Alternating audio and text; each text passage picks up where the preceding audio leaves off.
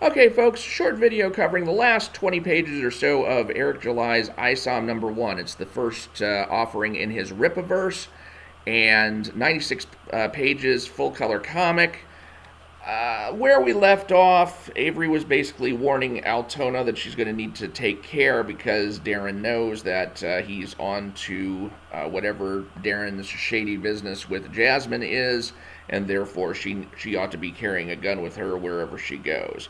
Now we cut from there to a scene where Darren, true to form, has organized a bunch of his people and is basically saying that, hey, the attack by Avery on the club cannot be excused, and therefore there's going to be some sort of retaliation.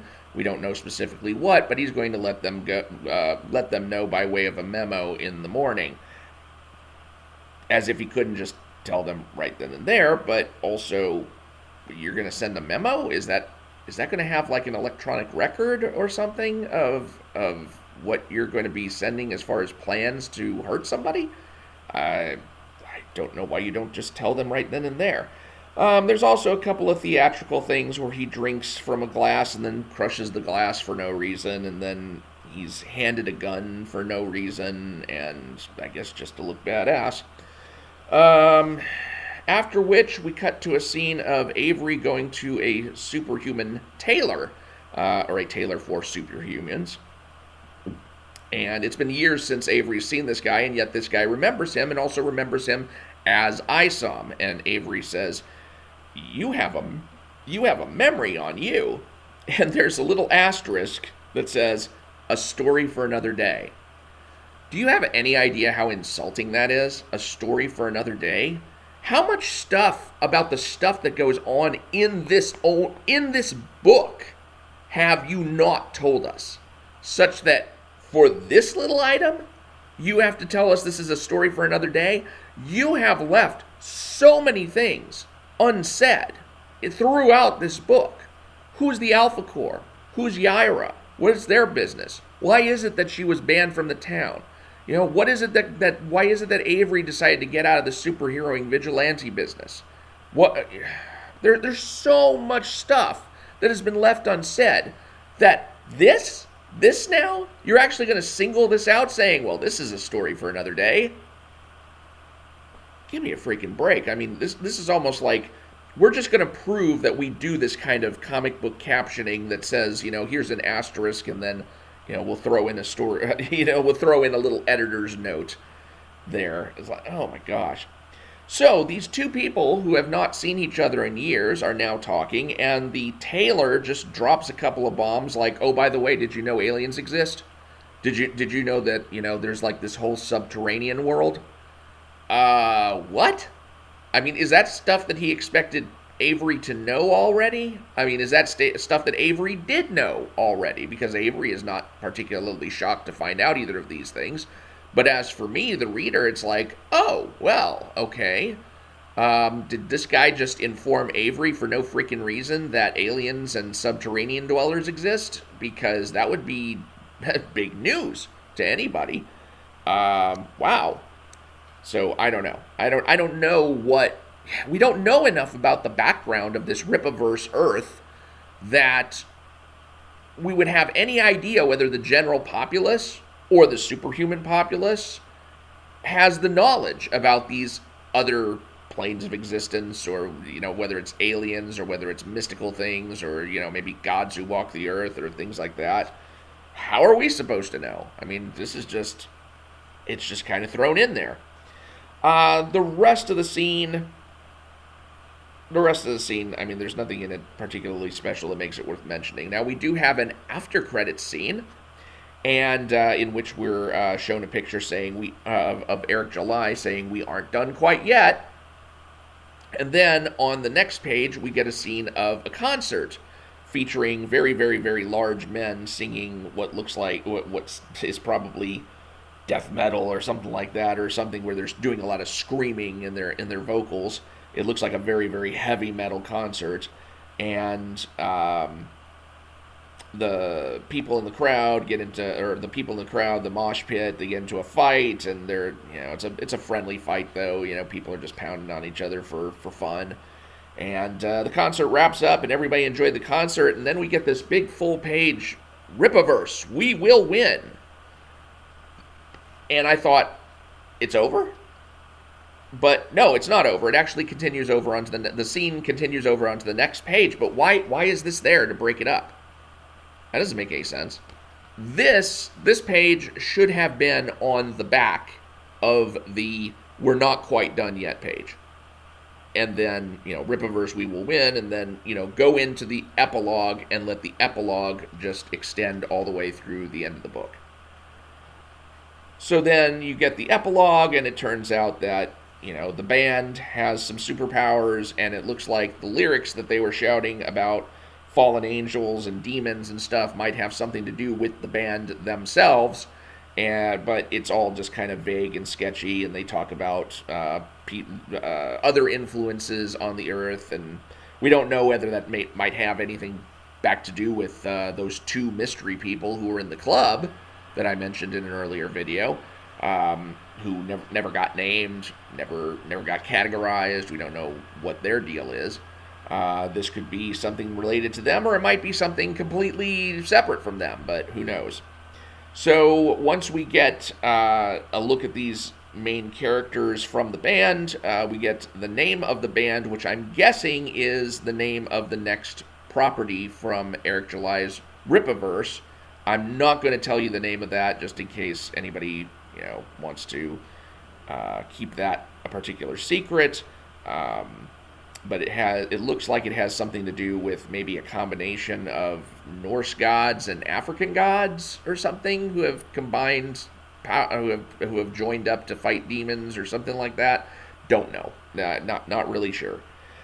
Then we get a couple of pages from Isom number 2.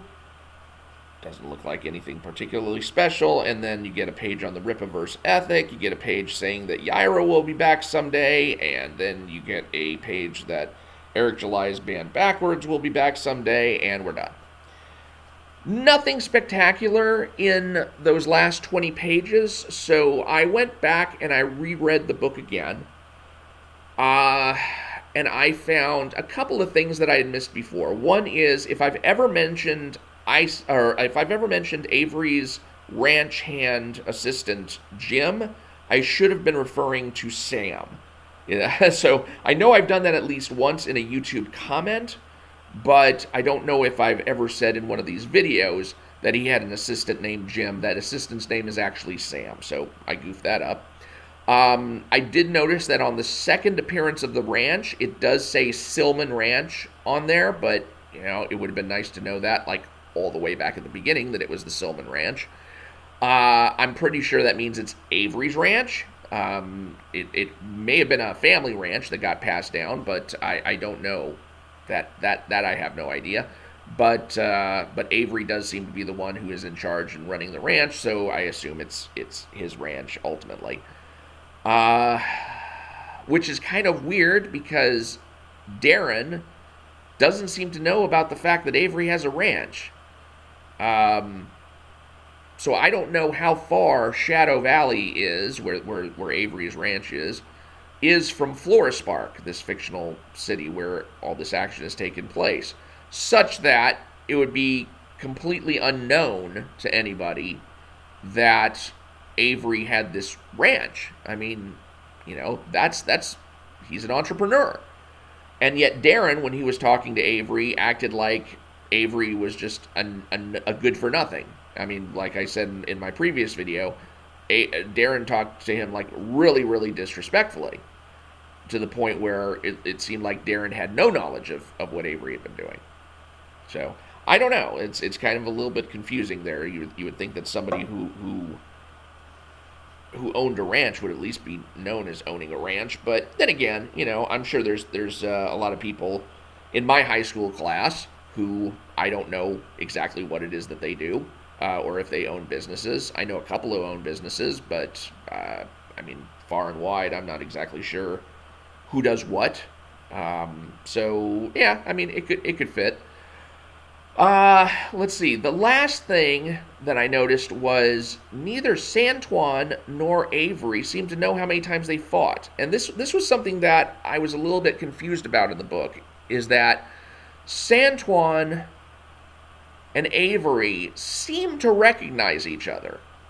And I'm not sure whether that's correct. Because when Avery turns and sees Santuan for the first time, he says to Darren, "You're hiring accepts now?" So Avery, looking at Santuan, knows that he's an accept, and apparently that's not necessarily an obvious thing, even though Santuan is a huge guy. But, how does Avery know that right off the bat? And then later on, when they're fighting, and Santuan is putting a beat down on Avery, he tells Avery, "As usual, you lose." As usual? I mean, does that mean that they fought in the past? So, I mean, it's kind of weird because they don't seem to recognize each other, but at the same time they're saying things that make it feel like they should know each other. I don't know. And one of the other things that Santuan says that kind of clues me in on that later on is that he says, "We've had 3 consecutive fights and there won't be a 4th." There's only been 2 fights. Where's that 3rd fight? Unless there was a fight like in their past in which Avery lost that fight. And it's to that which he's referring as the first of the 3 consecutive fights. That's the only thing that I could see, because the 2 of them, they've only fought the one time. Or I mean, at one time before their current fight. So 3 fights, there won't be a 4th. Somebody's not counting right. And then later on in the book, when Avery's talking to the tailor, even he's not counting right, because he says, "I've had 3 or 4 fights today." How do you not know how many fights you've had today? It's not 3 or 4. People don't just get into fights every day. You will know if you've had 3 fights today or 4 fights today. I mean, that's something not in question. So yeah, some of the writing in that case is kind of sketchy, in that we don't really know if this is all supposed to mean something, that he keeps saying 3 or 4. There's a 3rd fight, maybe a 4th. I don't get that. So that's about it. That's about all that I really want to talk about Isom from a kind of picking out the points here and there sense. I may come back with another video just having some final thoughts. One final thought I already have is whether or not I'm going to buy Isom number 2. God. I really don't want to. And that's the sad thing, is that, this is not a book that really leaves you wanting more so far as the main storyline goes, because so far as the main storyline goes, I haven't seen anything that's been especially wowsome. I really feel like the best part of the book was the part where Avery got thrown into this conflict with Yaira and then with Alpha Core, and that just kind of petered out right away. It was like a total loss of momentum at that point, and now Avery's gone back to the main core of the story, which is fine. I mean, there's nothing wrong with that. But it just left Yaira out there as a dangling thread, and it left Alpha Core out there as a dangling thread, and we never hear anything more about them after that. And there's several times that we're left with dangling threads. And granted, this is a part 1 book, but at the same time, you feel like, okay, the captain, or the police chief, or whoever he is, that we meet in the beginning, we never see him again.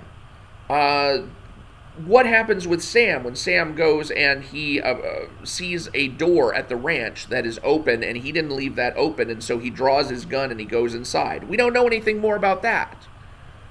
Who are these 2 mystery characters who are sitting in Darren's bar and thinking, maybe we should take over this place? Don't know anything about that. And we don't know if that has anything to do with the, Norse/African death metal band that's at the end of the book performing. Maybe those 2 things are connected, but we have no way of knowing. There's a whole bunch of stuff that's kind of set up, especially at the end when you mention the aliens in the subterranean world. Like what? Where is all this supposed to go? I mean, I know that Isom number 1 is supposed to be this platform from which you could launch off in all these different directions, but so far the only direction that Eric July is launching in is the direction of Isom, because Isom number 2 is supposed to be the next book, and I'm just not really interested in seeing where that goes now. There's a part of me that does want to get it, just because of, my OCD and just basically saying, you have to know how the story ends. And there's also a part that makes me wonder, well, now that he's received the tons of criticism from people like me and from other people in the business, that I hope has been truthful and constructive, as I've tried to be, then I hope that the book improves in quality. But who knows? And the thing that gets me is that I would really like to know where some of these other threads are leading at the same time. That's what I'd be more interested in. So altogether, I found Isom number 1 to be a disappointing book. And it was disappointing because of the number of errors that were shot through, and because of all of the dangling threads that it leaves hanging. Now it just seems very, very focused on this conflict between Avery and Darren, which, like I said in the last video, seems to be more of a duel of egos at this point than it is any kind of actual hero versus villain conflict. And I don't know how I'm supposed to be invested in that, given that Darren is only kind of a moderately interesting character, and Avery himself is only, a moderately interesting character, except insofar as he has this potential for growth that we have no idea whether it's going to be explored. So, I don't know. If somebody came up to me and said, should I buy Isom number 1, I would say no. Because we don't know right now where it's going, whether the quality is going to improve, whether the storyline is going to come to any kind of resolution that, I don't know how many parts Ill-Advised is supposed to have. For all I know, this is going to go on for four parts. And that's, what, 35 times 4, that's going to be $140 out of somebody's pocket, and that's not even including tax and shipping. I swear, the kind of investment that people who do these campaign comics are asking people to make is getting downright unreasonable. I really would like to see a book. If you're going to come out with a 96-page book, I would like to see a beginning, middle, and end in that book. And we don't get that with Isom number 1. We get a beginning, we get a lot of little beginning side threads, and we get maybe halfway at best into a story. And we paid $35 for that. That's even more decompressed in its storytelling than the decompressed storytelling you see in comics today.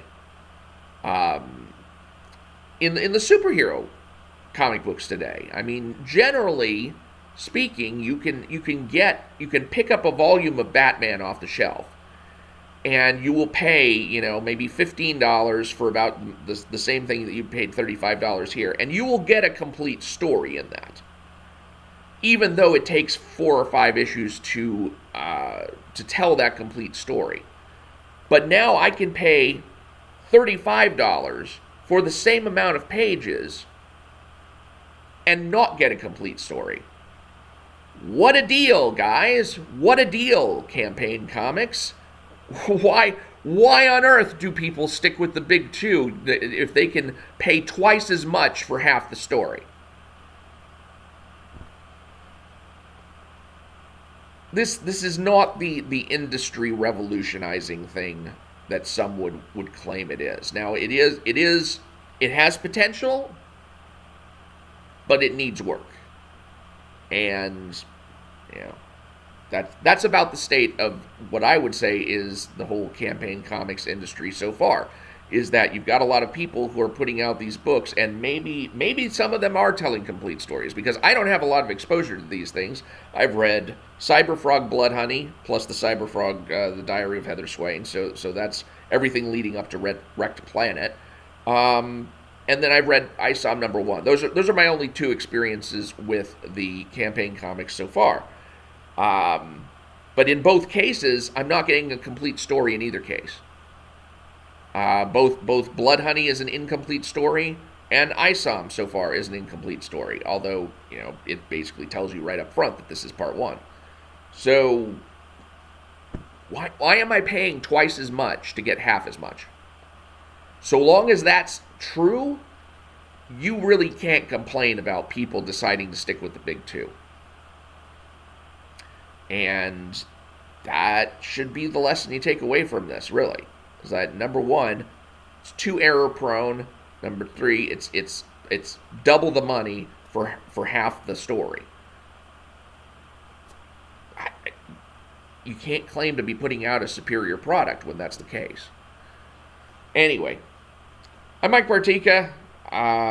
Thanks for watching. I hope you've been along for the ride. I've got several videos on Isom #1, and now I've got to start looking around and see, if there's anything else that I'm going to review. Also, let me know if you are a creator and you have something that you'd like me to review. Drop me a line. The best way to get in contact with me is to send me a DM on Twitter. I don't know if you have to follow me on Twitter in order to do that, but you can DM me on Twitter. Or drop me a line in the comments on YouTube, but sometimes YouTube's notifications are a little bit sketchy, and I may or may not see your comment. So I would say go with the Twitter DMs. But if there's something that you'd like me to review, hit me up, and I'll let you know what I can do if I can fit it into my schedule. I'm Mike Partika. Thank you for watching. Please do subscribe, and I will talk to you later.